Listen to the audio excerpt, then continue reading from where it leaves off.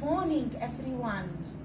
We have the pleasure today to have in our office Nupur Agarwala.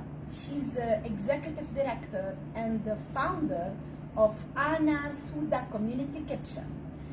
Welcome to You've Got Made office, and we are glad to have you here today with us. Thank you. Pleasure is all mine.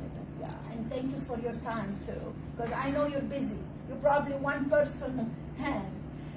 Tell us a little bit about you, little bit bio about your past, your history, and how did you come up to open the AnnaSudha Community Kitchen?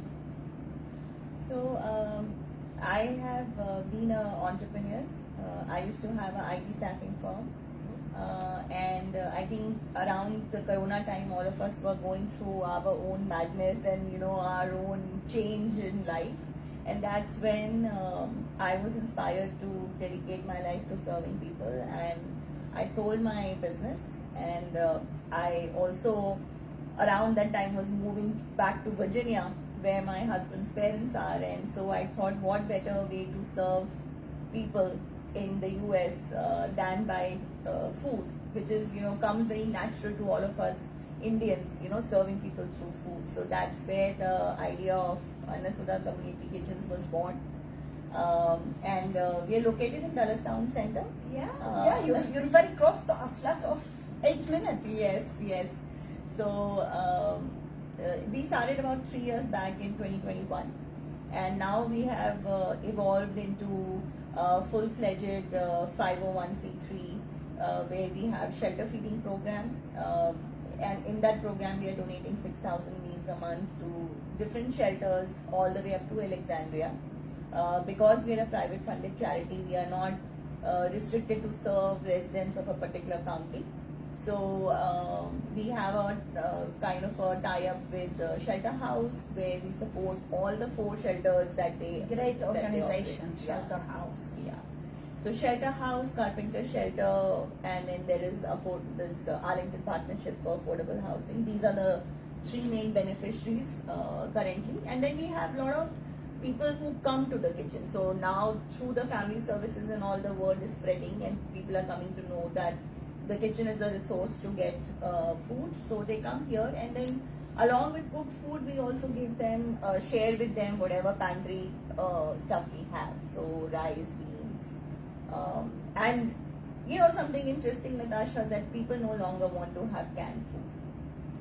So in fact, people bring canned food to our pantry and take away the rice and the pasta. Because they want everything now fresh.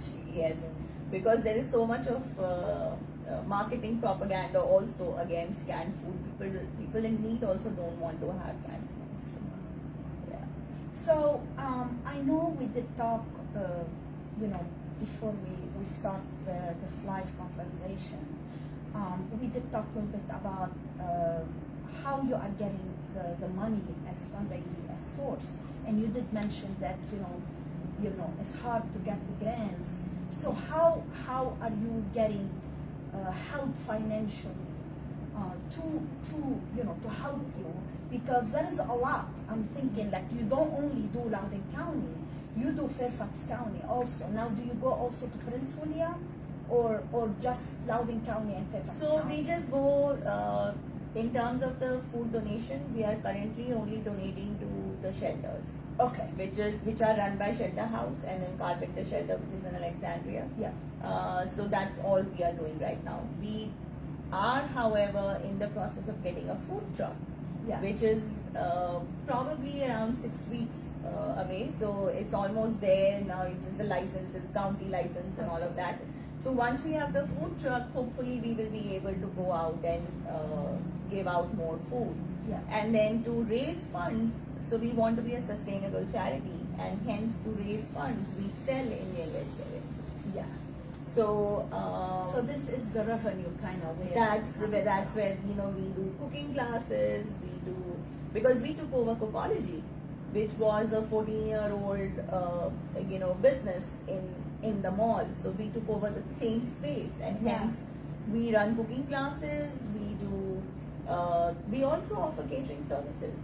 So yeah, we that's do. good to know. Yeah, we do a whole lot of, we just want this to run on its own. Yeah. Be sustainable, so that we can serve more and more. So that's what we do. So you have a cook? We do have a cook now. We do have a cook. However, we would not be able to survive without the volunteers. Yeah. So what really started as a one-person journey 3 years back has now spiraled into a movement of volunteerism. We have over 300 volunteers. Lot of great. I mean, it's hats off to the high schoolers. We have capstone projects. We had 3 high schoolers come and turn around our kitchen. So then another project where they raised $1,000. They did all the shopping. I mean, I'm amazed by these 17-year-olds. They came and cooked all the food. Then they went into it. So end to end, was done by them. So we are very, we feel good that we are able to provide an avenue for people to come and give back to the community. Absolutely, absolutely. Yeah. Tell us a little bit, do you do any events during the year? We do a whole lot of events.